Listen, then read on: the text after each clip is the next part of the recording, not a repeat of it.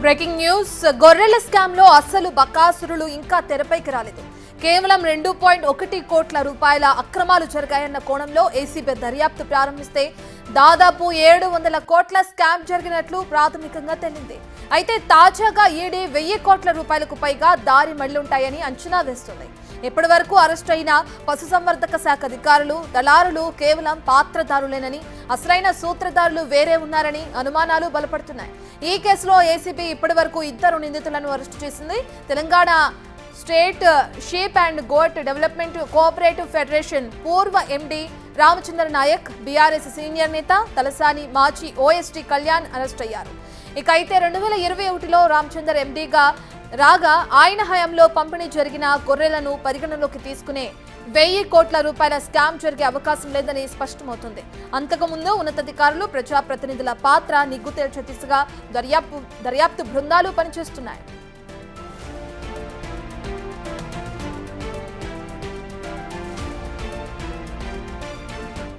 దీనికి సంబంధించిన పూర్తి డీటెయిల్స్ అందించడానికి మా ప్రతినిధి సాగర్ అందుబాటులో ఉన్నారు.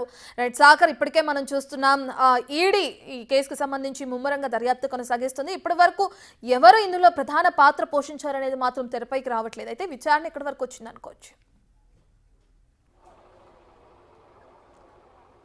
గత ప్రభుత్వ హయాంలో జరిగినటువంటి గొర్రెల పంపిణీ స్కామ్లో మరికొన్ని సంచలన విషయాలు వెలుగులోకి వస్తున్నాయి. అయితే ఈ కేసులో కీలక సూత్రధారులు ఇంకా బయటికి వెలుగులోకి, అంటే వారి పాత్ర ఇంకా వెలుగులోకి రాలేదన్న అనుమానాలు కూడా బలపడుతున్నాయి. ఎందుకంటే గతంలో ఏసీబీ కేసును దర్యాప్తు చేసింది. Telangana state fish sheep and goat development cooperative సొసైటీకి సంబంధించినటువంటి ఎండీగా పనిచేసిన రామచంద్ర నాయక్ హయాంలోనే భారీ స్కామ్ జరిగినట్లు గుర్తించి అందులో 2 కోట్ల రూపాయల స్కామ్ జరిగినట్లు ప్రాథమికంగా కేసు నమోదు చేసిన ఏసీబీ 700 కోట్ల రూపాయల స్కామ్ జరిగినట్లు కూడా తేలింది. అయితే ఇంకా ఈ కేసులో ఏసీబీ కేసు నమోదు చేసినటువంటి ఆధారంగా ఎన్ఫోర్స్మెంట్ డైరెక్టరేట్ కేసును దర్యాప్తు చేసింది. తాజాగా గత ఎండీగా పనిచేసినటువంటి రామచంద్ర నాయక్తో పాటుగా మాజీ మంత్రి తలసాని శ్రీనివాస్ యాదవ్ ఓఎస్డీగా పనిచేసిన కళ్యాణ్ కూడా సుదీర్ఘంగా విచారించింది.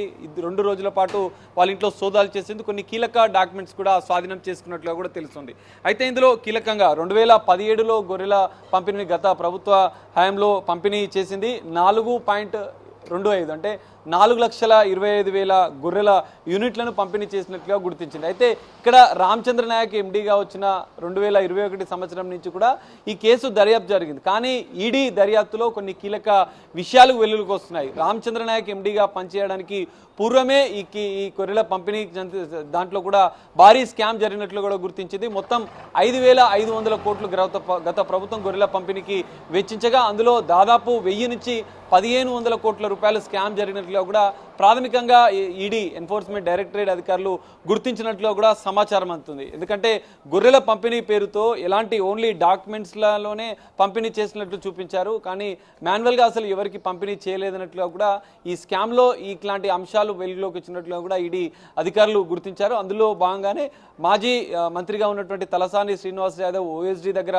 కొన్ని కీలక ఆధారాలను ఇప్పటికే సేకరించినట్లు తెలుస్తుంది. కేవలం అధికారుల పాత్రనే ఇందులో ఉందా, లేదంటే గత ప్రభుత్వ పెద్దల హస్తం కూడా ఈ స్కామ్ వెనుక ఉన్నట్లుగా కూడా ప్రాథమికంగా ఈడీ ఎన్ఫోర్స్మెంట్ డైరెక్ట్ అధికారులు అనుమానిస్తున్న నేపథ్యంలో ఈ కేసు ఈడీ దర్యాప్తులో కొన్ని ఆసక్తికర పరిణామాలు చోటు చేసుకుంటున్నాయి. మరి బీఆర్ఎస్ సంబంధించినటువంటి పెద్దల, ఎందుకంటే మాజీ మంత్రి పశుసంవర్ధక శాఖ మంత్రిగా పనిచేసినటువంటి తలసాని శ్రీనివాస్ యాదవ్ ఆదేశాల మేరకు అంతా జరిగిందా అన్న కోణంలో కూడా ఈడీ అధికారుల దర్యాప్తు కొనసాగుతుంది.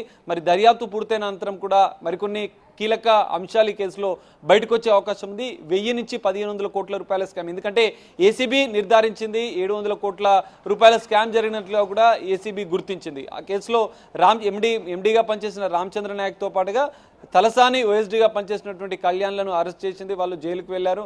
అనంతరం ఈడీ దాని కేసు ఆధారంగా కూడా ఈసీఐఆర్ నమోదు చేసింది. అందులో దాదాపు 1000 కోట్లకు పైగా స్కామ్ జరిగినట్లుగా కూడా గుర్తించింది. మరి ఇందులో తెర వెనుక ఉండి నడిపించినటువంటి అసలు సూత్రధారులు, పాత్రధారులు, గొర్రెల స్కామ్ వెనుక ఉండి నడిపించిన వారి పాత్ర కూడా ఈడీ దర్యాప్తులో బయటపడే అవకాశం ఉంది.